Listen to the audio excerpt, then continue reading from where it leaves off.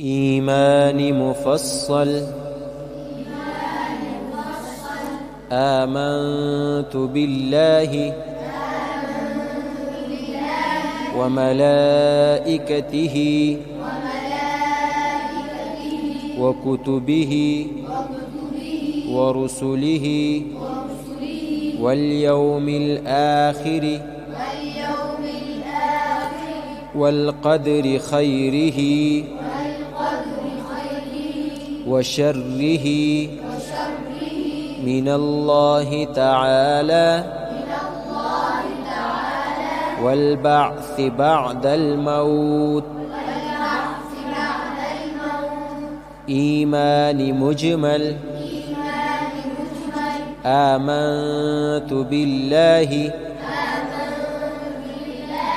كما هو بأسمائه وصفاته وقبلت جميع أحكامه إقرار باللسان وتصديق بالقلب.